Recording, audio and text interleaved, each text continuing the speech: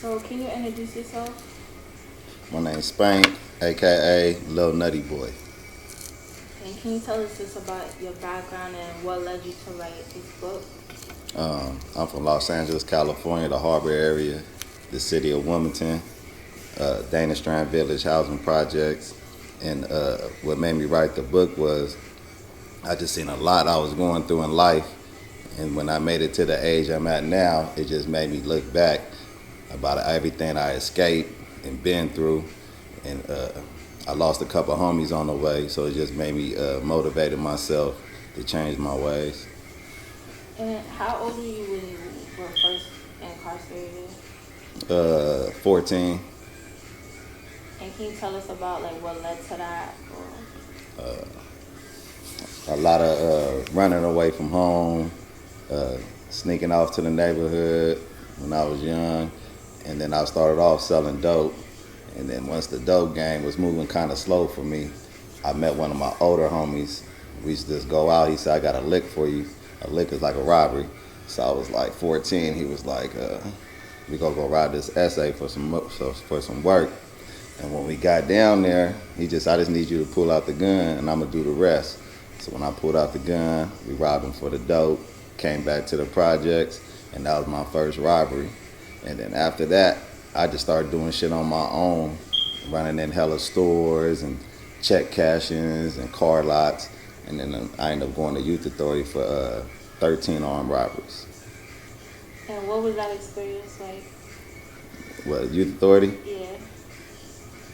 Youth authority is a whole bunch of gang banging, Crips, Bloods, Essays, Norteños from North and Southern California. And it's just like a juvenile prison from age 12, and I think you could do up to 25.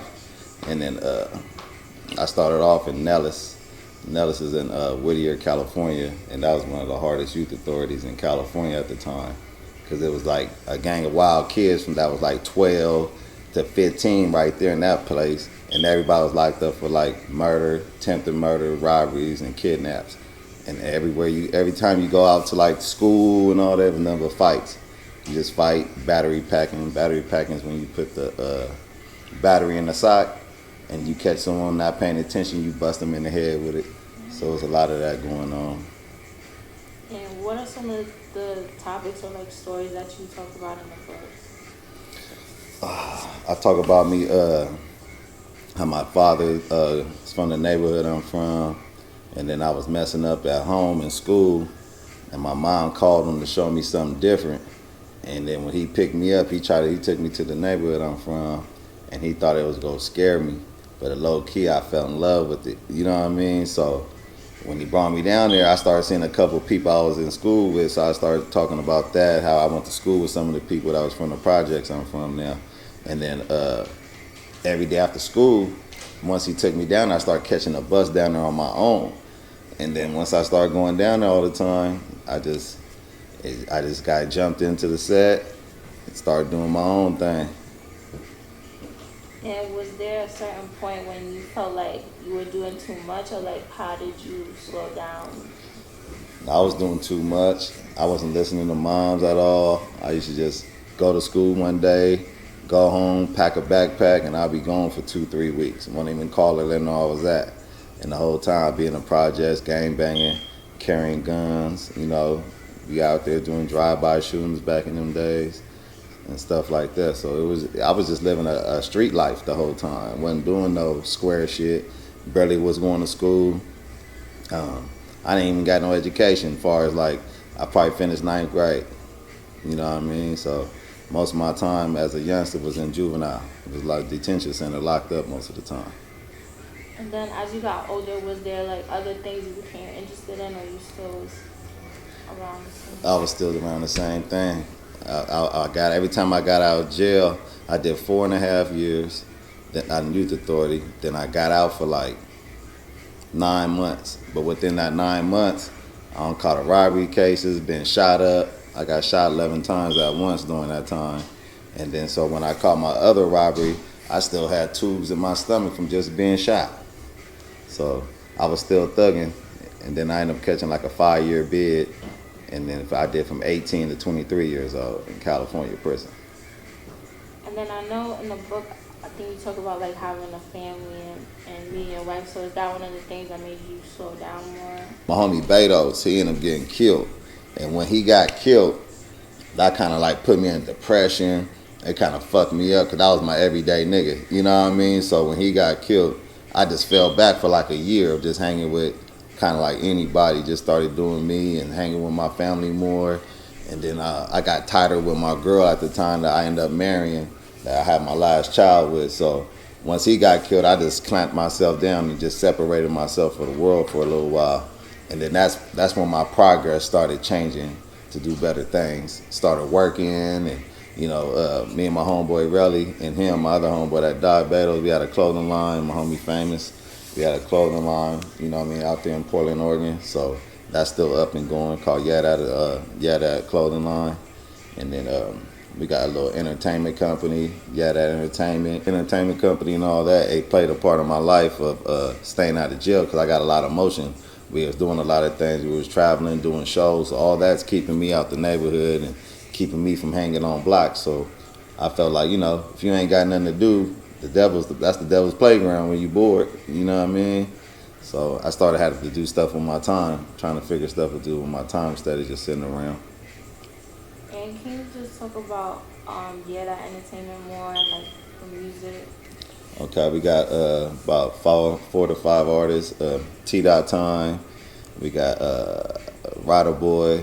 We got my boy Absolute the General. We got my boy Whitey Lays. If I'm missing anybody, my bad. But my boy 6'8 Mess. Me and my boy Relly, I was in the pen, and I came home, and he was like, bro, I've been throwing parties for the last 2 years, little birthday parties, man. We need to come up with an entertainment company for this third one and to be up under us. So we was trying to figure out a name to come up with. And then one day we was at his house and he was like, yeah, that. Cause we always say the word, the word, yeah, that. He like, yeah, that entertainment, yeah, that ENT. So we ran with that and we started putting it down. And our first artist was my boy Apps, and he started rapping. We had a show with E40. Who else? E40, Mr. Fab, and a couple other West Coast artists. That was our first show, and we performed for that. And then once he did some music and it went up and the crowd loved it, we started recruiting more artists, and that's how we became That Entertainment. And what do you think is the big difference from like the West Coast in terms of the music and just the culture, even in the street or just in general, and on the East Coast? Let me see. The West Coast is we more uppity, like with music, like the beats be different, you know what I mean? The dance movie, even though y'all got uppity beats too, and y'all do the Millie Rock and all that, we do more like, the jerking back in the day, the blood walk, the sea walk, and but the music wise, LA just rap more about his culture. But right now, to me, ain't nobody rapping like they coast rap. Everybody rapping like somebody else to me. A lot of people still in Detroit sounds and stuff like that. So it's like you rapping a Detroit sound but talking about LA stuff, or you could be rapping Detroit sound talking about New York stuff. You know what I mean? So to me, everybody's identity is kind of lost in certain ways, but everybody keep pushing and doing their thing. So what do you think of, in New York, we have a lot of drill rappers and they all ops with each other, they all smoking on each other, like everything is kind of crazy in New York. And then you have kids that don't even know what they're talking about, that are like taking sides and really was kind of like gangs beefing with each other. Right. So what do you think about that in terms of like how it impacts kids in the city and like music also? Okay. Well, they do that in LA too now. That come from Chicago, I believe, right? Yeah. The smoking op stuff. To me, for the youngsters, everybody I see talk about that, they'll live long. It'd be an early death. You know what I mean? That karma come back. You talking about some of them spirits might come back or something, but I know a lot of people that talk about the dead, they ain't here no more. So, if you want to live long, stay out that shit. There's other shit to rap about. You know what I mean? You can still talk about your block, where you from, how you get it, you know what I mean? But once a nigga dead, it's already over with, game over. Ain't no use to even keep him talking about it. He out, he already checked out. So, but I'm more like an OG. So You know, the youngsters, that's just the new thing. I come before the internet. You know what I'm saying? So we didn't show what we did. It wasn't nothing. You could get away with doing certain stuff back then versus now. You know what I mean? Now there's a camera everywhere. So I don't know how people even living like a certain way right now. Everybody's kind of showing off everything. Yeah, everybody's showing off, and but the drill rap, that's just what it is now. If you ain't rapping about nothing negative, you know what I mean, you ain't finna get no views. So you got to talk about something. So even with your enemies, when you talk about them, they go tune into your views. They go, they go run it up. They want to hear what you talking about. And also, I know you have a relationship where you're familiar with Whack 100. Right. He's kind of good at kind of going viral, like almost it seems like every week. But can you talk about your relationship with him and like his impact on the culture? And we've been seeing him because Christian Rock and Blueface been in the news. So if you want to talk about anything. Right. No, Whack, my boy, I ain't gonna lie. I've been knowing Whack since we was like 14. Back in his name was CK Wack. The Wack 100 is a new name. You know what I mean? It's like his entertainment name, I guess. But I knew him as CK Wack. Back in I met him in Youth Authority, like juvenile hall. Then we went to Youth Authority. But he was always like a young hyena ass nigga. You know what I mean? He was swole, had long hair, aggressive. The way you see him now, like on the internet, he really like that though. I can't even lie. Like. Yeah, okay, he aggressive, he loud, he goes squat, but all the fades he talking about, that's a lot of fighting right there if he see people. But far as like, is he a gangster? Yeah. When we was in the Youth Authority, did he squabble? Yeah. You know what I mean? Did he fuck niggas off? Yeah. You know what I mean? So I can't say nothing bad about my boy. You know what I mean? We from two different neighborhoods, but we both from Paru. We both been knowing each other about 30 years. When I'm around him. Like, recently, like, I got text messages on my phone from when I'm around them, though. It be love. If there's, like, BT Awards or, I mean, one time Cardi B and Offset came to L.A. I don't know if it was BT Award weekend, one of them weekends in L.A. He called a few homies up, like, hey, we got them coming out here, pull up, you know what I mean? And it was nothing but, like, 50, he had 50 Pyrus outside, making sure they were straight. So, but, he does this shit, his viral shit, and, that's just whack. But what you think whack is? Whack means crazy, burnt out. You know what I mean? So they went on.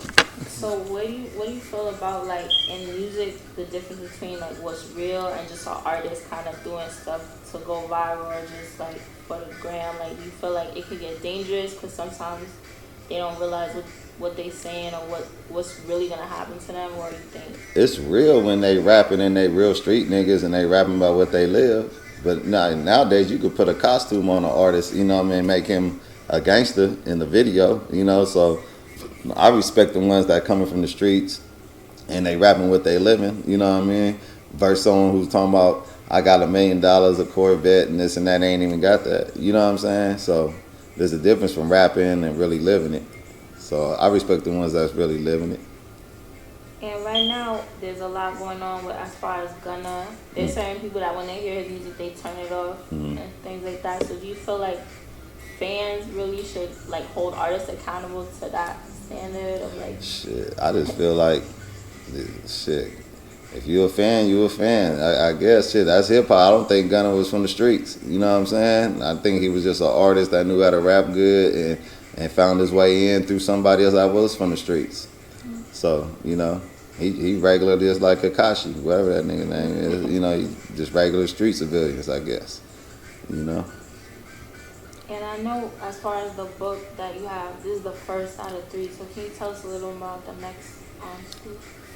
The next book will be about me getting out of California Youth Authority, then us politicking with the Hispanics over our projects, because we shared the projects together. At one point, there wasn't no problem. And then later on, I'm going to talk about in book 2 how the problem started and how we had a fight over these jets and people, died in these projects behind this. And then me getting shot up and then going to the Bay Area, catching a case, going to prison, leading me to prison. And then all the politics and stuff that go on in prison. So that's about book 2. And is there anything, like, do you plan to turn this into like a movie or anything like that in the future? I ain't thought about it that far, But I know after I get to book 3, I'm gonna be knowing I'm gonna need another play. So it's gonna have to be something to keep it going though. But if I could get a movie deal or someone who interested in the book and they want to make some of it, let's do it. And what motivated you to write the book? I just feel like like when you start seeing. See, I was in Portland, Oregon, and I had moved. But when I moved to Vegas from Portland, there was hella people dying. Like hella people I knew, kids, they was just dying. I'm just like, this is crazy how many people is dying. And then I just started feeling all that little pain because these are people you see, even if you didn't talk to them, or these people you see on the regular, even in the streets, social media, then you just see them disappearing. So I was just like, man, maybe I could write a little book, tell about my life, and at the age I'm at, you want to make it to this age. You guys is canceling Christmas early, bro. A lot of them ain't seen 21, they ain't seen 25, some ain't even seen 18. I seen some get put on the gang and they even make it a year. So that was just like, after that, you start getting tired because, like, when you living it, it's like, fuck it. I hang with a gang of young homies when I was living it. You know what I mean? I didn't even hang with people my age. But once I started, like, seeing the influence I got on some young homies, now I tell them, like, you can't call me about no gang violence and about me telling you to go do something. Like, that's the best thing to do. The best thing I'm going to tell you, like, don't trick yourself off the street. You know what I'm saying? Because once you in there, I got my homie Lil Lunch Meat right now from Crenshaw Mafia. He been down 24 years doing 3 life sentences plus 10. I think. Still do it again. You met when you met what? I want to say 89 or 91. It was Fieldboard Juvenile Hall. I was in unit AB. He was in unit CD. We used to go to class together. And one of my first experiences with him, he seen me run out of line on a nigga from Raymond. And after I got out the box, me and him got cool. We traveled over the years, did time together in Juvenile Hall, went to camp. I came to YA, he followed me shortly behind. So it's been a minute since I fucked with him. Shout out to my nigga Wack. I heard the shout out to Jamie. Real niggas do real shit. Diamond Love. Whoa. And there's a lot of them in there doing that, and he regret it now. I said, how do you feel now that you see, like, no homies is looking out for you, no money coming in? You got 24 years. We got 100 more niggas since you've been gone. You know what I mean? So even though what you did for the neighborhood, when you be in jail, in them prisons, you feel like the homies owe you for the whole time you in there, and it ain't like that. And then a lot of times when you get in there, you kind of around the same niggas you was beefing with on the street. It ain't nothing happening. You know what I mean? So it's like, I did all this for nothing. Because we out here killing each other, but when we hit the yard, we got to stomp the same yards together. Ain't nothing happening. So now how you look at it now when you look at it like that? And you feel like there's any solution or way, like, to help people from going down that road? You got to hang around the right crowd. You got to hang around people who ain't going to jail. You got to hang around motherfuckers who ain't got beef on social media and taking pictures with niggas that got beef on social media. If you start hanging with niggas, if I got funk with someone, I'm going to look at their social media and see who they hang with. And if you a op too. You ain't even got to be from their hood. You with them. You hang with them. That's how people go view you. You got to that's how you survive in these streets. You always look at it like that. I be looking at down there like, okay, if I don't know him, he an enemy. That's what make me stay on my toes. If you live in that street life, you feel me? If you live in a regular suburban life, then you ain't got to live like that. You just walk down the street. But if you outside thugging, you got to think everybody you don't know is an op to survive. You know what I mean? Especially after you get shot up and all that, you go start, your senses start working more and different. The key to success, to me, don't fall off. Don't give a reason, you know what I mean, where I have to bounce back and do all this, and then you worrying about how you have to get your next money or this. And I've been there, because then when you broke, you just sitting down there like, damn, do I got to rob something? Do I got to go get a job and I got to wait 2 weeks for this? Sometimes when you sitting at home, you smoke weed, you do any of that smoking, think of a plan. Think about, like, I got a clothing line with my homeboy. You know what I mean? We sat at a table like this smoking weed for months and started coming up with ideas together. Here, you know what I mean? So if you try to come up with a game plan, something that's going to make some money legitly, because the hustling ain't going to always be there. Pretty soon shit finna start changing. So you got to change with the game. You know what I mean? But just stay positive, stay out them streets, and the way to stay out the streets is do something with your time than hanging out all day.